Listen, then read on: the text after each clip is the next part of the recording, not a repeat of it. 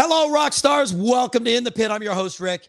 This week, I'm excited because we have none other than the man himself, the myth, the legend, Chaz from Red Leather. How are you? Oh, I'm great, man. How are you? I wish I had worn my Unabomber hoodie as well. Well, you know, it's the weather. We hit this weather, and then today, like the last couple of days, it's kind of cool and rainy. So I got the hoodie back out, man. Come on.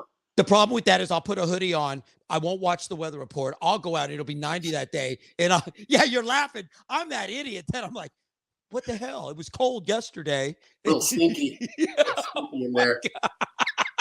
Oh my God. So off screen. Well, I was like, I thought Chaz had been on the show before. And you're like, I'm a virgin. And I'm like, oh. Yeah, first timer. We were gonna do it, but I think COVID happened. Yes. Because I remember, oh my God, now it's been a couple years. We were at Dos Equis, and I don't even remember what damn show it was that we were hanging out in the lawn. Do you remember that? Goo Goo Dolls? It was we were drinking a lot. I had many beers that day. That's all I'm going to say. We had fun though, didn't we? Had a blast. Had an absolute blast. But it's always fun when I'm around. Oh, really? That's what I always think too. Or maybe it's just in my own mind. It's always fun when I'm around. That's right. My God, dude. So I've obviously followed Red Leather for a number of years. You guys have been rocking and rolling. Man, tell me about it, because I just asked you a question about radio, and we're not going to dive into that right now, but going from doing radio and then being an entertainer, which probably makes you about the same. Yeah, it's all the same gig, really. I mean, do you like it more? Just what, the music? Radio or the band? No, radio. Doing the music. It's all the same. It's all music. It's all entertainment.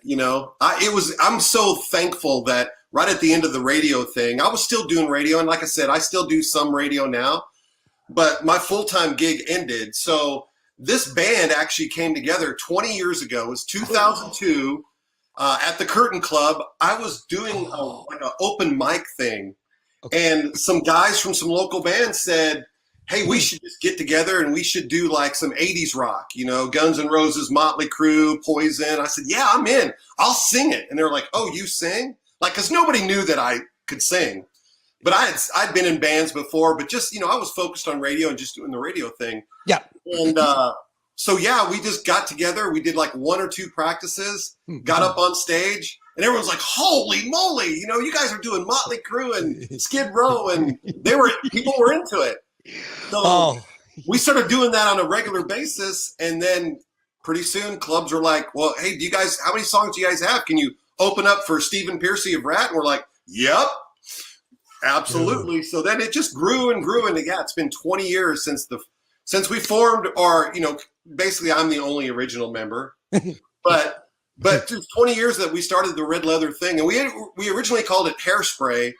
And then because I was thinking, 80s rock. And then the sound guy at the Curtain Club, this guy named James, he said, no, man, Hairspray, that's cheesy. He goes, you need to be something like Red Leather or something. Yes. And I went, that's Love it. So that's what we're calling it. So for 20 years, it's been Red Leather. Hairspray, I'm thinking of like that musical with Johnny Depp. Yeah, hair metal. I was just trying to put something together quick, Literally, we only played a couple shows, and then it was like the clubs were calling, hey, can you do this? Can you guys play? And blah, blah, blah. So it just took off. I remember the first show that I actually got to hang out with you guys after you played on stage. It was at House of Blues, and I think it was a New Year's Eve, and you guys had opened for Metal Shop. Jinx, Metal Shop. And that was what an incredible, and I think you actually went out and sang, did a song with Metal Shop. Yeah. Am I right? Fun. Yeah. What a night. Holy cow. And you were, we will say you had many libations, because I have a reputation. I do have a reputation. You were feisty. If people don't know about it now, where have you been? I have quite the reputation of being the party goer.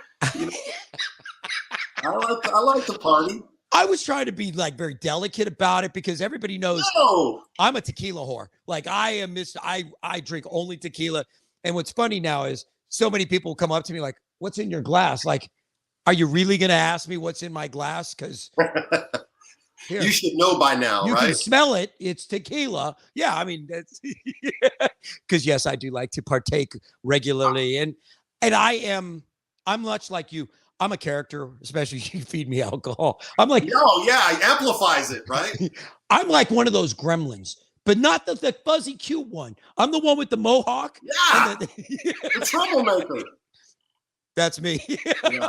Well, I'm never the troublemaker. I'm just the one that I get happier the more I drink. Yeah. And then I think what happens is then I become a little carefree, and I sometimes say things maybe I shouldn't say. But basically, I think I have a reputation, and I think if you ask people about me or about Red Leather, they'll be like, "Whoa, that guy is," because when you're at the party, you party, right? You party. You're there to party. And Red Leather, that's what this whole band has always been about. It's about partying. It's about having a good time. It's about, it's not, you're not supposed to be all tense, and you're supposed to let all that go and enjoy it, man. So. And the funny thing is you draw from a history of being around musicians. Yeah. Again, doing radio, you listen to a million and interviewed a million. You can't help but go, I have a little bit of that rub off on you. I mean, that's just, it is. We get into music to live the rock star lifestyle. And even if we're weekend warriors, like most of us are, we're not on tour. You're still, it's like, okay, we're going out, we're playing, we're partying. It goes hand in hand. And we don't sleep on tour buses anymore. There's no glued furniture to the ceiling. I mean, I won't admit to. But I mean, we get to go out and have fun. I mean, that's our hobby. And I call it a hobby because I don't live off it, is probably the best hobby on the planet. Would you agree? Yeah. Because I do this all the time with my neighbors. They're like, Rick, where are you playing this weekend? I'm like, oh, I'm at Lava Cantina, or I'm at, Legacy Hall. And I'm like, what are you doing this weekend? I'm picking up dog crap and mowing my yard. Yeah. Which I have to do, by the way, but it's raining. So I do too. And I do it when I do it during the week when no one's paying attention. I'm like, oh yeah, I've already done that. So I feel you. Oh my Lord. So as 20 years, has your set list progressed exponentially? Like, are you still doing the original stuff you jumped into? Or are you guys completely like another chapter? Well, this go around, we brought Livewire back by Motley Crue, and that was one of the first songs we ever learned as a band 20 years ago. So we brought Livewire back, but I think that's the only one. Oh, Talk Dirty by Poison. We're doing Talk Dirty. So those are a couple of the originals, but man, has it ever evolved? I mean, we've probably over the 20 years, we've done over 200 songs easily, maybe 400 songs. Wow. That you learn, and then you find out you know this, and most guys in bands will understand this too. If you want to be in tribute bands are a little different, because when you're in a tribute band, you've got a specific catalog that you're doing. But when you're in a cover band, like what Red Leather is, you've got a lot of songs that you can cover, right? So absolutely. You're going to learn a lot. You're going to find out what works good with the audience. What is the audience reacting to? Are they singing along? Are they dancing? Or what songs are you playing? And they're all sitting here like this. You're going to know what ones work. So, we've evolved. I mean, we started out playing hair metal, and then we started playing 70s stuff. Then we thought, wow, if we can keep them dancing on the dance floor, let's learn some, dancier tunes, So then the Robert Palmer, and then you start doing some other stuff. And then after a while, I would say now, I kind of got burned out. I felt like we were doing it. Incognito was doing it. There were a couple good cover bands in this town. But then these bands, then the tribute scene blew up and all these tribute bands. But I kind of felt like, man, everybody's kind of doing the same songs, right? I just felt like Red Leather, we were doing the same stuff, and we weren't really learning new material because we had gotten popular and they were getting booked without any trouble. So we were just playing the same damn set almost every time. Not even, it was maybe switching up the song order, but we weren't learning a lot of songs. So now I think we're doing a whole different set now than we did before COVID. So it took that time to, get some new blood and get some new songs, and we're back at it again. Okay, so that brings up multiple questions. I'll start with the first one. So, I mean, again, changing your lineup, and yes, you are right. There's, I mean, right now, I think what Metal Shop kind of dominates with the Steel Panther style show, but there's a lot of cover bands that are doing exactly the same thing. So it's like, okay, they all copied Red Leather. Okay, so that basically was except the original. Incognito. I think Incognito was actually doing it before us, but and they're still around. They're still going out. I announce them every week. They're still pounding it out. But I mean, to do something different. Recently I saw the Fabulous Murder Hornets. John Inman's band, and that was completely different than. And can I be honest, John? Don't be mad. It was different than what I expect. I'm like, oh, Def Legend boy, it's gonna be the same. But it was completely different. I was like, oh man, I like it. And I guess that has to be part of that maturing, that growth is, okay, we started out playing some Out of the Cellar by Rat and, Motley Crue. And now we're progressing to your taste changes. I guess that's what I'm getting at. Would you say that's? I've always been a fan. When I grew up and then I got, in high school, everyone thought, you're going to go be a rock star, right? And I said, yeah, that's exactly what I'm going to do. But then, I went to school. I've always played in bands, but then the radio thing just kind of happened. Yeah. And I'm like, this is cool. They're paying me a lot of money to talk. I'll do radio, no problem. Plus, I'm that much closer to the industry. I get to meet rock stars. I get to go to events. I get to, interviews. And, I felt like, that path was going to lead me. If I wanted to become a rock star, it would have led me there, right? Yeah. But I always just kept the band thing going. When I got here to Dallas, I just really focused on radio because I was working at the number 4 market in the United States. Working at the Eagle is like, that's a big rock station in America. Yes, or it was not so much anymore. But it has that rep. It still has that pedigree as being that big market. You know what I mean? Back in the day, it was probably when the big radio stations like Z-Rock and KNAC in LA, when those kind of died. I mean, the Eagle was kind of like the only rock station doing, that kind of in your face, rock radio. So it was kind of cool to step into that and do that. But, like I said, I started this band and, that whole thing kind of just fizzled away. The corporations moved in, bought the radio, and they turned it on. It's just radio just got slit at the throat, right? Yep. So the band was there for me. I can kind of just segue right into the band and started playing gigs, So I'm thankful that the band happened when it did. Now I will tell you, and you made mention of it a minute ago, the fact that you were able to take your cover band and open for some of the bigger. These are national acts. Crazy, dude. You got to tell me how in the hell did that come about? It was just. I think being in radio helped. Connections. For sure. And being a good band helps. Yeah. And there wasn't a lot of bands that they could say, hey, well, Bret Michaels or Kip Winger or Warrant or Stephen Pearcy or, who, if it was an 80s rock band, because we were playing mostly 80s. Yeah. So any 80s rock band, and that's when the 80s bands were starting to come back, and starting to play again. Because for a while, there was no grunge. 80s. And they all came back and they all started doing shows. So we're like, well, who are we going to get to? Well, let's get Red Leather. They're an 80s. They're fun. They're energetic, So we got a lot of those gigs. And what was cool about a lot of those gigs, they would show up and see our band. Like we'd be playing like Kip Winger or Bret Michaels, and they would jump on stage with us. So here I am performing with, when I'm in high school, those are like my guys, I graduated 88. When did you graduate? 87. So we're same age. Right. Those were our idols. We had posters. We had their cassettes. We didn't have CDs yet. Yeah. Cassettes, brother. That's right. They were cassettes. Some of us still had albums. I mean, I still have a record collection, believe it or not. And I mean, these are the folks that the proverbial, like smoking in the boys' room. We would go to the smoking area. We'd be rocking out, to Scorpions, AC/DC, Warrant, Winger, Motley Crue.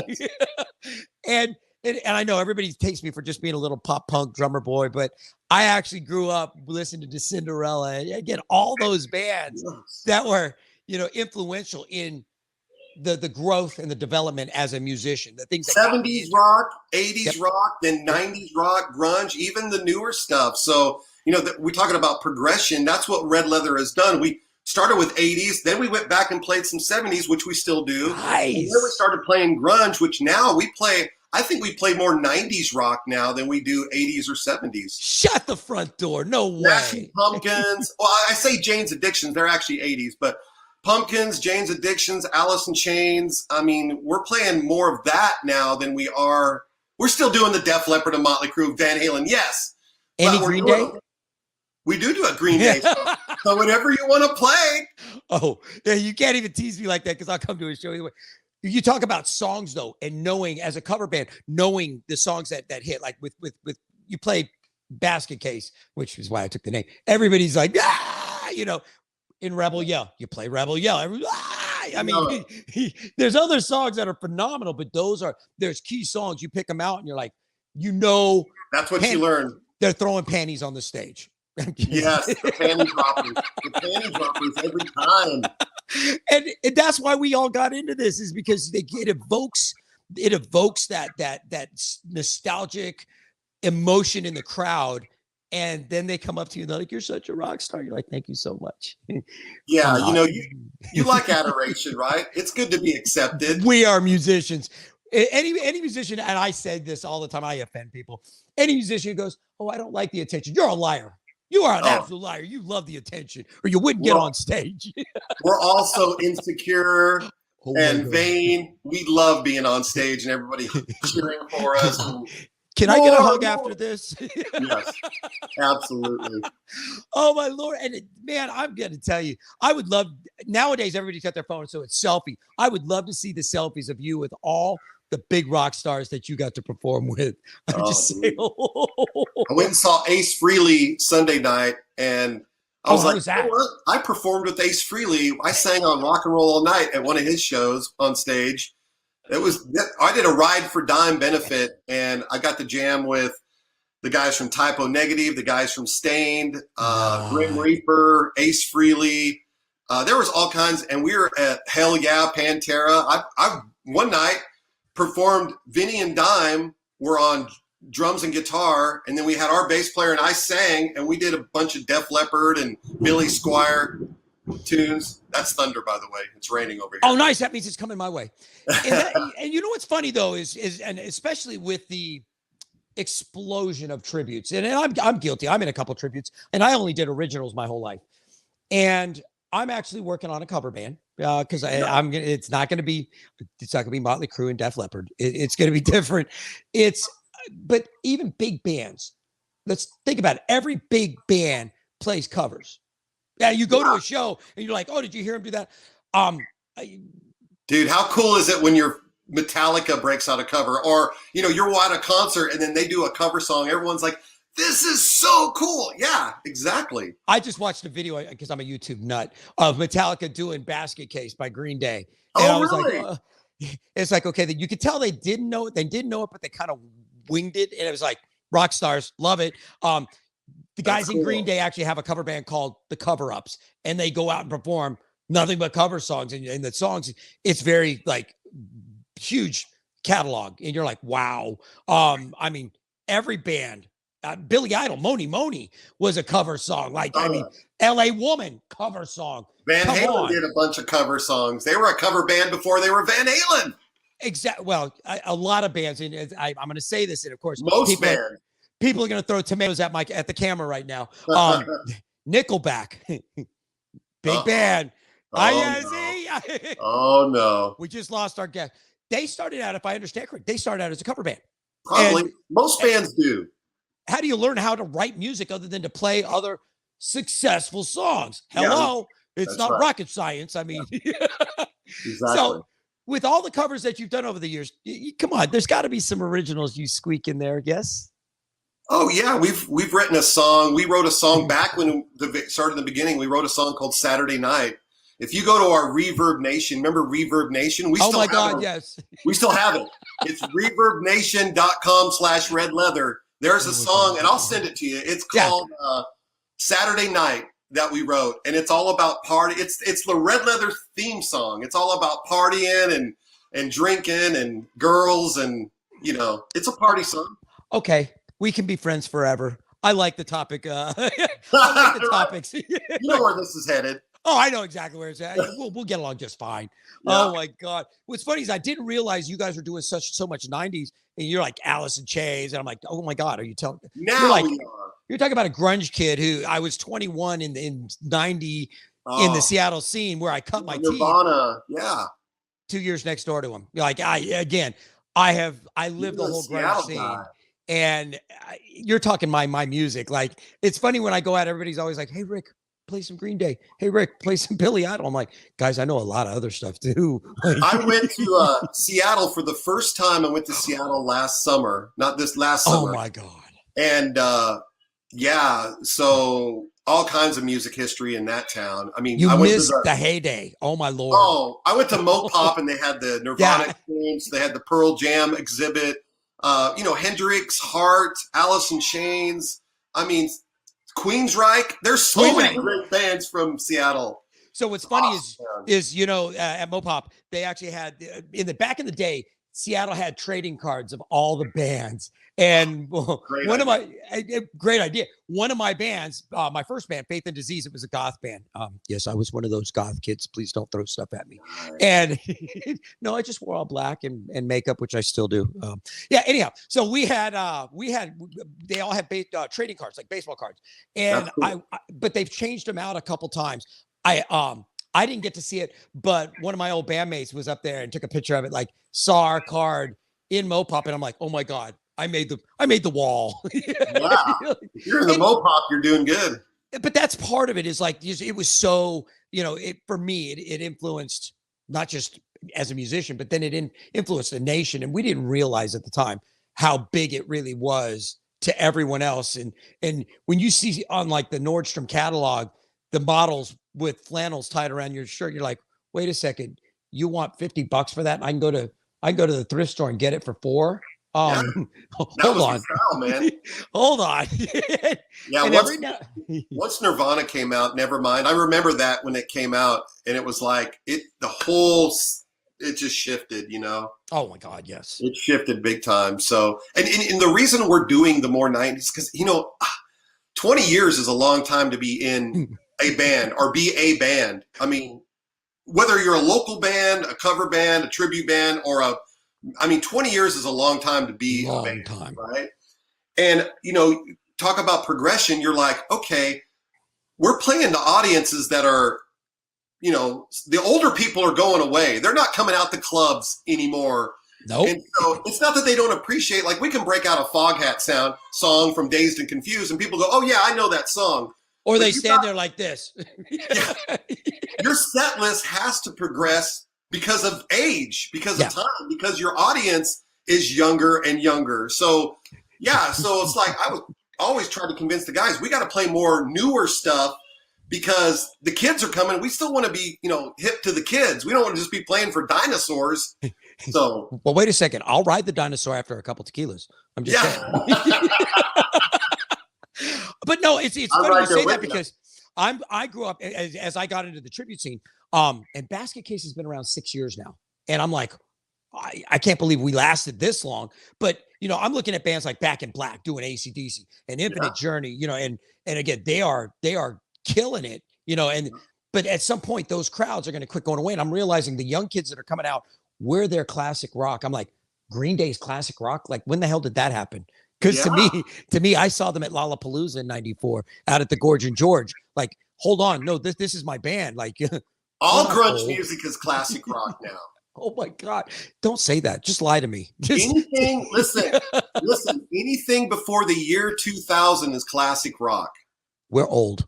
20 years is when things become classic. After 20 years, so anything from the 90s is classic rock. So, oh my God, I know, right? It's painful. It's painful, bro. I'm gonna go back to drinking and living in denial. Just saying, it's. I love it. It's not just. Oh my Lord! Now you are obviously not playing the same lineup. It has changed probably. If you're the only original, it's changed a number of times. Correct? Oh my, yeah. We've had some great players in this band. So in this band, I'll just kind of throw a few out there that you probably know, but probably don't know. So the original guitar player was Neil Swanson. And if you don't know who that is, you've got to go look this guy up. He was in our band, but then he left, and he still is a local guy, but he tours with Dave Stewart from the Eurythmics, Orianthi. He tours with other bands. He's just like a gun for hire studio cat, but probably the best guitar player from Dallas ever. And I say that I'm an Andy Timmons fan. I was just going to drop Andy's name. But this guy, and him and Andy are probably, to me, the two best guitar players. But anyway, so he was in the band. We've had, Ross plays in Big Story. It's in a band that's on the rise right now. Yep. He was a drummer, Ross Rubio, at one time. We had the drummer for King Diamond, John Hebert, played with us for a while. What's funny is right now, the rhythm section for Back in Black, Paul Brown and Steve Wilson, were both original members of Red Leather.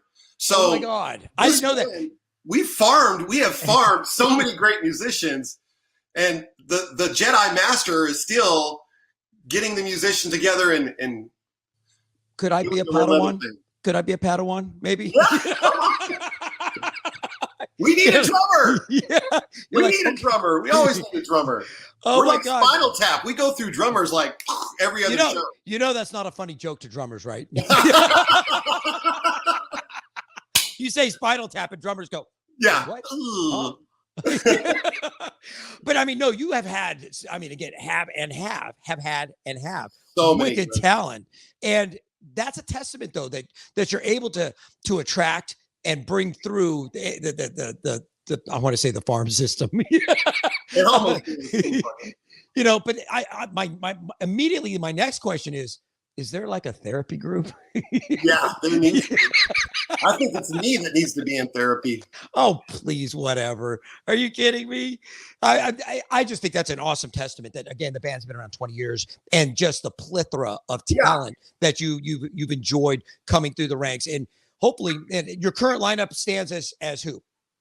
So when Neil left the band, I'll just do kind of a preface to that. So when Neil left the band, we were kind of trying out guitar players, and this guy just walked up to me at a gig at Hank's up in McKinney, and he goes, "Hey man," he sounded like Elvis. He goes, "Hey man, I don't know who your guitar player is, but I think I'm better than him." And I was like, "Oh yeah." Well, I got his name and number, and called him about a week later and said, "Hey, you interested in jamming?" And it was Burke Morphew. If you know Burke. Burke. Yeah, I know Burke. So Burke actually was our second major guitar player, and he played with us for 10 years. For a long time. So he was in the band, and then we've had different bass players. Obviously, Mike Freed was in our band. We had this guy named Cat for a while. We've had some other guys, and then drummers. Like I said, we've gone through a plethora of drummers. But COVID hit, man. COVID hit. And it changed everything. It not only changed our lives, but it changed the music scene. It changed our band. Mm-hmm. And I just was not hip to playing during COVID. Those guys were, and I said, go for it. Do your thing. They kind of formed a side band, and they were doing it.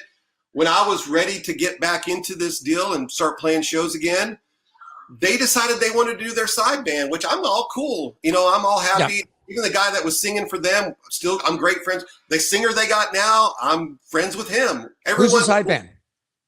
They were called, it was Treble Red Hook for a while. I know. Okay. I know. Sorry. And then now they're called Rock Radio. Yes. It's funny because I announced Mike and Burke, and then they got some other guys. Now, so Burke doesn't, Chaz. Does Burke still come over and play with you now and then, or he's just on his own? We're still good friends, but even when we were in the band, we didn't hang out. I don't know about some bands all hang out and do things. Most bands don't. This is a weekend. It's a weekend thing, right? We all have. Yeah. We have families. We have kids. Yep. We have jobs. Dog shit to pick up. Normally, we only get together on the weekends to play gigs. So I still online see Burke, talk to Burke. We're no hard feelings. I told those guys, do it. Do what you want to do. Be happy. So anyway, to answer your question I got some new cats here. I've got Daryl Gibbs on bass, who was actually in Live 80 for a while. I've got on guitar, Richard Tull, who was the guitar player for Infestation. He's a shredder. He's a shredder. Yep. So those guys are top notch. And then drummers, we really haven't found a solid drummer. Wow. So we're on a rotation. We've been playing with Ryan Brown. We've been playing with Paul Brown. We've been playing with Sammy Bishop, who I love. Sammy. Oh, Sammy. Everybody loves Sammy. But she's in like 14 other bands. So I know. We're trying to get Sammy to play with Red Leather as much as possible. But she does have that cuteness factor on top of the phenomenal chops as a drummer. And chops as a drummer are first, but then she's cute on top of it. And you're like, okay, none of us can compete with her. Well, she's got a natural feel, like 100%. You know, I've played with a bunch of drummers, and some drummers are just like click track drummers. Some drummers, they can play, but they don't have the feel. Like Sammy and Paul Brown's the same way. Oh, Paul. You don't even have to worry about them. Yeah, and they're so good. The only time you're looking back is to be in awe. You're like, whoa, what did you do? That was awesome. You know, some you just ignore the whole night, right? Because they're just hey. Not but yeah, Sammy Bishop is, you know, I am politicking hard to do as many gigs as possible with her, because you're right. Not only are we good looking and it's great, but then when you've got the really good looking drummer, it doesn't hurt the image. And I like the mix of male, female, you know, the tension, and it works. I actually like being in bands with girls, and I'm going to say because I think they're more talented in ways that we aren't. Sure. And they have a natural beauty appeal that we don't. And well, hey, I don't know. Hey, come on. Hey, look at me. Look at this. Dude, no. we had the whole pasty conversation, you know, the Walking Dead thing. No, but I really got that. I got some crazy lighting. No, but I mean, they view music completely different. Dudes are more like, and the girls bring that soft, kind of sensitive flow. It's testosterone and estrogen, man. It's just, you know. Oh my Lord. Anyway, the band's good. We got these new guys. Again, we're working on Sammy, but you know, we may have different drummers along the way until we find somebody that's going to be the person. But we're playing shows, and we're doing a whole new set of songs. Still some of the old ones from, you know, we've kind of handpicked a few that work, you know, the panty droppers, but a lot more 90s, a lot more edgier stuff, more hard rock. And we're incorporating some stuff like Extreme, Get the Funk Out, Mr. Big. We're doing Daddy, Brother, Lover, Little Boy, Lynch Mob, Wicked Sensation. So we're doing the other thing I wanted to do, man, is I wanted to come back with Red Leather, be a little more rock, you know, and less kind of just playing what everybody else is playing. I want to do some songs that nobody's doing. Who's doing David Lee Roth, Shy Boy? There's no bands doing that. Who's doing Extreme? Who's doing Mr. Big? Who's doing Lynch Mob? There's no hard rock, really hard rock bands, cover bands that are doing that kind of material. And I just wanted to kind of get away from doing the same old set over and over, the same old songs, because, you know, Incognito gets away with it, but I didn't want to, you know, they're good at what they do and they do what they do. But I was like, Red Leather, we need to be a little harder, a little more rockin'. Do some songs that nobody else does, and bring a rock show. So that's what we're doing. I will tell you, my cover band, we're called Valley Girl, and anybody who's seen the movie, that'll give you an image of the direction that we're going. And being a pop punk drummer, we're bringing that 80s pop. That I'm just letting you know, we'll be out in the scene soon enough, and you're gonna be like, oh my God, we got to do a show together. We got to do a show together. I'm telling you, we need to do a show, because that sounds like a perfect combination. Valley Girl and Red Leather. You're gonna love it. I promise you. Written all over it. I'm glad somebody else thinks so, because I'm telling you, it'll be awesome. Well, I will. I got to tell you, I'm watching the clock. This always goes too damn fast. Will you come back and do this again with me? I would love to, man. We have good time all the time. Would you do it in person? Yeah, no, I mean, I didn't know we were still doing it this way. I was ready to come to your house, drink your tequila. Come on over. I'm still home alone right now. By the time the wife gets home, we'll be 3 sheets to the wind. It'll be fine.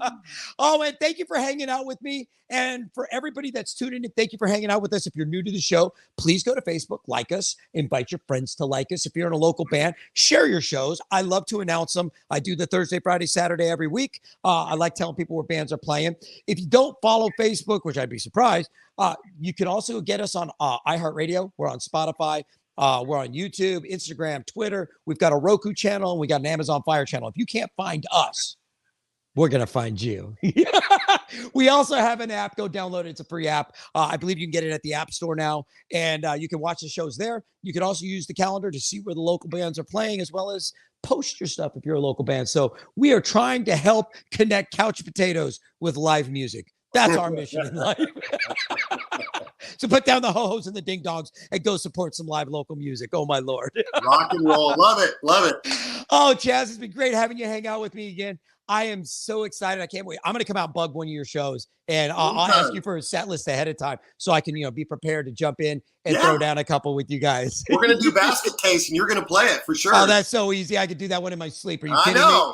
Let's challenge you with some Murder City, maybe a little American Idiot. How about Brain Stew Jaded? That always gets the heart. Oh, I love that one. Yeah, that would be a great one. Oh, my Lord. Thank you, my friend. Stay safe. Sir. This has been Chaz. I am Rick, and we will see you somewhere in the pit.